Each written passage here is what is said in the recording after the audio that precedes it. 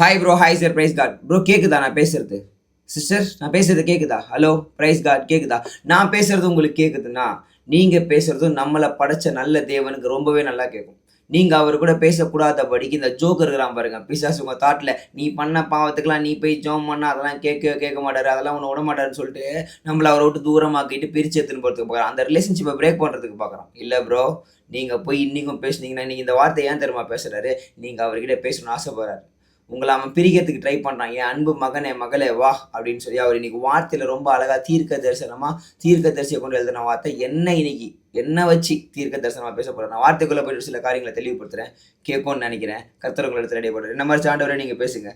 Asia தீர்க்கதரிசன புத்தகம் 59ஆம் அதிகாரம் 1ஆம் வசனம். இதோ இந்த நேரத்தில் இதோ ரட்சிக்க கூடாதபடி கர்த்தருடைய கை குறுகி போகவும் இல்லை, கேட்கக்கூடாதபடி அவருடைய செவி மந்தமாகவும் இல்லை.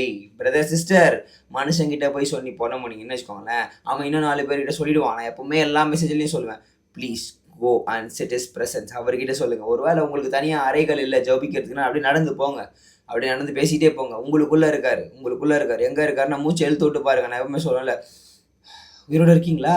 இருக்கிறீங்கன்னா உங்களுக்குள்ளே இருக்காரு. அவர்கிட்ட பேசுங்க, உங்கள் குறைகளை சொல்லுங்கள். பாவத்திலேருந்து வெளியே வர முடியலாண்டவரே, என்னை மீட்டுங்க, எனக்கு விடுதலை கொடுங்க அப்படின்னு சொல்லி நீங்கள் கேளுங்க.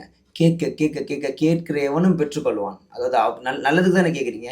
நீங்கள் ஆக்சுவலாக இவனா தர்மா பண்ணுவான், அதெல்லாம் ஒன்றும் இல்லை, அதை பிரியப்பட்டு பண்ண வைப்பான் பாவத்தை. பிரதர் சிஸ்டர், உங்களையும் என்னைய ரச்சித்த அவர். இன்னைக்கு நீங்கள் பின்மாற்றத்தில் இருக்கிறீங்க, பரவாயில்ல, நோ ப்ராப்ளம். ஆனால் திரும்பி வா என் அன்பு மகனே மகளே, வழி தப்பி போவதுன்னு சொல்லி வழி தப்பி போன ஆட்டை தேடின மாதிரி உங்களையும் என்னையும் தேடி வருகிற வல்ல தேவன் உங்களோடும் என்னோடும் இருக்க நாம் அவரிடத்துல போய் பேசணும்ல. பேசலாமா? நான் உங்களுக்காக ஒரு ஜெபம் பண்ண போகிறேன். நீங்களும் அவர்கிட்ட பேசுங்க, ஒப்புரவாங்க. நீங்கள் அவருக்கு வேணும். அதனால தான் இன்றைக்கி இந்த வார்த்தையை சொல்கிற. தீர்க்கதரிசனம் மறைச்சிக்கூடாதபடி என் கை குறிக்கலாம் போல நீ என்னை விட்டு போகாத, நான் உன்னை கூப்பிட்றதுக்கு ரெடியாக இருக்கேன், இழுத்துக்க போகிறேன், வந்துரு அப்படின்றார். நீ என்கிட்ட பேசு, நான் கேட்குறேன்றார். புரியுதா? பொருள் திரும்ப கேள்வி ரொம்ப தெளிவாக புரியும். சின்ன ஜெபம் மட்டும் பண்ணிட்டா. அன்பின் தேவனே அப்பா, எவ்வளோ தூரம் போயிருக்காங்கன்னு தெரியல என் சகோதரன், என் சகோதரி, உங்கள் பிள்ளைங்க, உங்களுக்கு தெரியும். நீங்கள் கொடுத்த வார்த்தை நீங்கள் சொல்லி தான் நான் பேசுகிறேன்.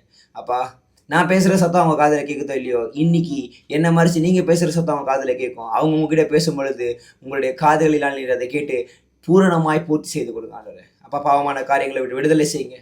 அவர்களை குறித்து வைத்திருக்க திட்டங்கள் நோக்கங்கள் சிறப்படட்டும், வழிநடத்தப்பட்ட ஆண்டவரே. மீண்டும் ஒரு விஷயம் சரியான பாதையில் நடக்கப்பட தேவன் கிருபை செய்யுங்க. உங்களுடைய கையினால் அவர்களை பற்றி பாதுகாத்துக் கொள்ளுங்க ஆண்டவரே. எல்லா பாவங்கள் அக்கிரமங்கள் மீறுதல்கள் மன்னிக்கப்படட்டும். மீண்டுமாய் ஒரு சரியான பாதைக்குள்ள வர இவர்களை ஆசீர்வதிங்க, வழி நடத்துங்க, பலப்படுத்துங்க. சகலத்தின் தாழ்த்தனை வெறுமையாக ஒப்புக் கொடுக்குற இயேசுவின் நாமத்தில் ஜெபிக்கிறேன் நல்ல பிதாவே, ஆமென். பிரதர் சிஸ்டர், டோன்ட் வரி, கவலைப்படாதீங்க. அவர் உங்களை மன்னிச்சிட்டாரு, மறுபடியும் அழைக்கிறாரு. திரும்ப போய் கையை பிடிச்சி கட்டி பிடிச்சி அவர்கிட்ட பேசுங்க. அவர் கேட்பாரு, நடத்துவார். புரியுதா? நான் திரும்ப தெளிவாக புரியும். God bless you and love you.